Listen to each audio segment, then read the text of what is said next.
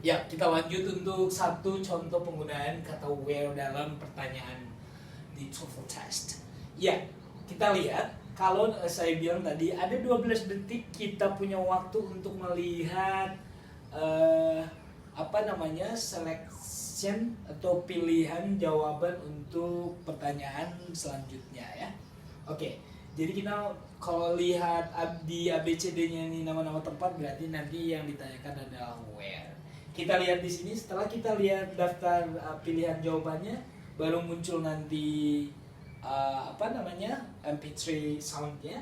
Oke, kita dengarkan. Man, laki-lakinya ngomong gini, did you get the bread, eggs, and the milk? Sudah ambil roti, telur, dan susunya?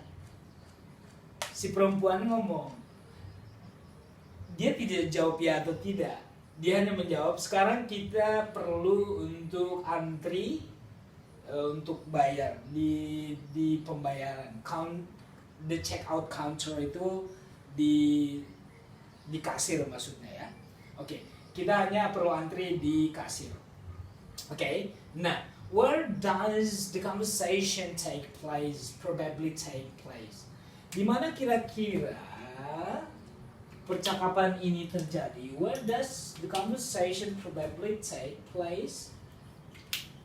Di pasar. Di pasar perlu check out counter nggak? Meskipun di pasar jual roti, telur, dan susu. Tapi berhubungan dengan check out counter? No. Di ladang nggak mungkin. Di ladang telur mungkin ada, telur bebek, susu sapi mungkin ada, tapi roti dari mana? Dan di ladang ada check out counter. Di bakery itu kan roti, yang nggak ada di situ menjual roti iya, tapi eggs dan milk no. Tapi ini paling no. Ini market. Market ini artinya bukan pasar tradisional ya, tapi food market. Ya, atau grocery store. Ya, jadi ini jawabannya, guys. Sorry ya. In a market. Ya. Oke, di pasar, di toko ya. Toko.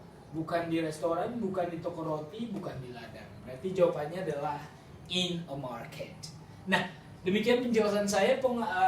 Kita harus fokus strategi yang pertama adalah fokus pembicara B, komentar si B atas si A, jawaban si B atas pertanyaan si A, itu maksudnya fokus di pembicara B.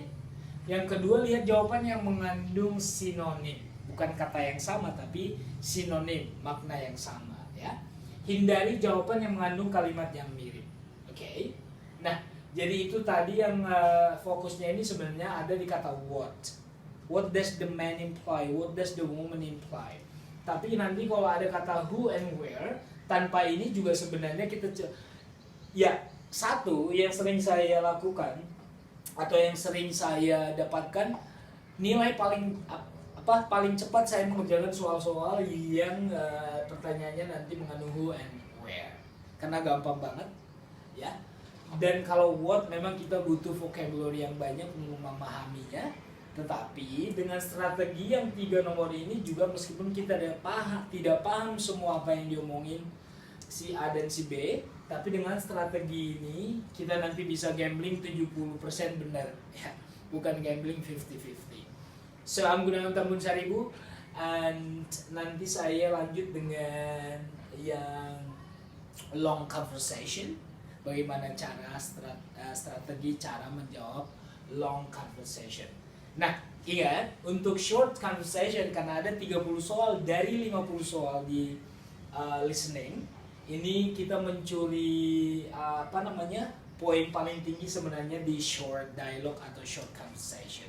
Karena memang conversationnya atau percakapannya hanya singkat, dan kita masih bisa mengingat apa saja yang dibicarakan si A dan si B.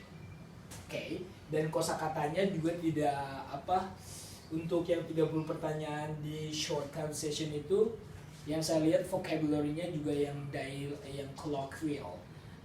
kata yang sehari-hari kita dengarkan. Oke. Nah, jadi good luck. Mudah-mudahan untuk menyelesaikan soal listening skill untuk yang 30 pertanyaan pertama, short dialogue atau short conversation-nya, kita sudah bisa dengan trik-trik seperti ini. Terima kasih, saya Gunawan Tambun Saribu.